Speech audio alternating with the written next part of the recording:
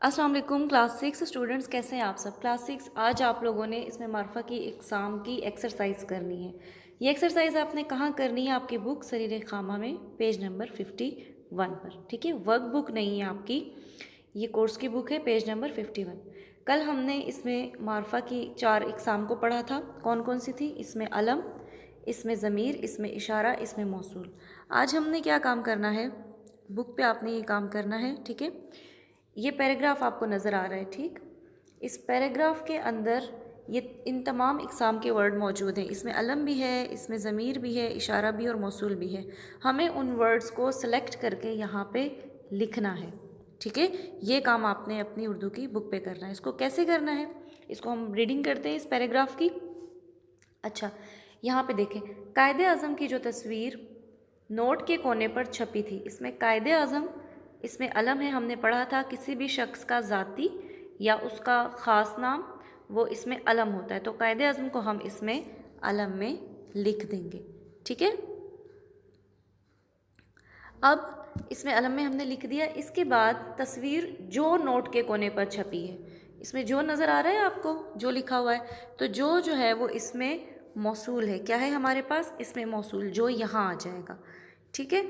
अच्छा, अब इसके बाद उसे हरकत करती हुई दिखाई दी। उसे जो है वो इसमें ज़मीर है, उसे हम इसमें ज़मीर में लिख देंगे, ठीक। और फिर थोड़ी देर बाद कायदे आज़म आ गया तो वो इसमें अलम। अब 2 बार कायदे आज़म आए, लेकिन आपने लिखना एक ही बार है, ठीक है। जितनी बार कायदे आज़म आ रहा है आपने इसमें अलम में एक ही बार नाम लिखना है। अच्छा, इसके बाद थोड़ी देर बाद कायदे आज़म उसके सामने खड़े थे। उस यानी उस शख्स की बात हो रही है जो नहीं है, तो उस क्या है? इसमें ज़मीर है, उसको हम इसमें ज़मीर में लिख देंगे, ठीक है। अब उनकी आंखों में आंसू थे। उन यानी कि कायदे आज़म के बारे में बात हो रही है। कायदे आज़म उन, तो उन इसमें ज़मीर है, ठीक है। ऐसे मालूम होता था जैसे वो बहुत ज़्यादा मग़मूम है। वो किस में आएगा? वो जो है वो किस में आएगा? इसमें इशारा में। वो इशारा करने के लिए इस्तेमाल होता है, इसलिए। सईद कांप कर रह गया। अब सईद है, सईद क्योंकि नाम है किसी का, तो वो इसमें अलम में आ जाएगा, ठीक है।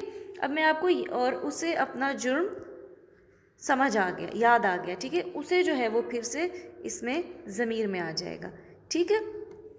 अच्छा, अब यहाँ तक मैंने आपको बता दिया है कि इसको कैसे करना है। पूरे पैराग्राफ में बाकी जो लाइंस रह गई हैं 1 2 3 4 5, इसमें से आपने खुद ढूंढना है, इनको सेलेक्ट करना है और इन बॉक्सेस में लिखना है। समझ आ गई आपको? ठीक है। क्या करना है आपने? इसमें अलम, इसमें ज़मीर, इसमें इशारा और मौसूल की इकसाम को यहाँ पे ढूंढना है। पहले आपने इस पैराग्राफ में इसको अंडरलाइन कर देना है, ठीक है। जैसे यहाँ पे आपने कायदे आज़म अंडरलाइन किया, यहाँ आपने लिख दिया। यहाँ आपने जो को अंडरलाइन किया, यहाँ आपने इसमें मौसूल में लिख दिया। यहाँ आपने उसे को अंडरलाइन किया और उसे को इसमें ज़मीर में लिख दिया। और फिर यहाँ पे आपने जो है वो उसको किया अंडरलाइन और उसको इसमें ज़मीर में लिख दिया, ठीक है। उन फिर इसमें ज़मीर में आएगा और वो जो है इसमें इशारा में आ गया। सईद इसमें अलम में आ गया, ठीक है। उसे इसमें ज़मीर में आ गया, ठीक हो गया। फिर उसके बाद आपने इसको देखना है और ढूंढना है कि कौन से वर्ड हैं जो इन बॉक्सेस में आते हैं। जिसमें ये थोड़ा डिफ़िकल्ट होगा आपके लिए, शैतान जो है वो इसमें अलम में आएगा, ठीक है। अच्छा, ये आपने काम अपनी बुक पे करना। आई होप आपको क्लियर हो गया होगा। और इससे पहले अगर आपको कल वाली वीडियोस देख लेंगे, बल्कि आपकी कॉपीज़ पर मैंने वो काम करवाया था, आप उसको पढ़ेंगे, पढ़ने के बाद आप करेंगे, ये पैराग्राफ भी आप रीड करेंगे, तो आपके लिए बहुत ज़्यादा आसानी हो जाएगी।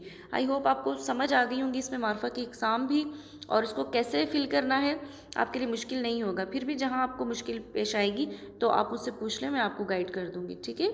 थैंक यू, अल्लाह हाफिज़।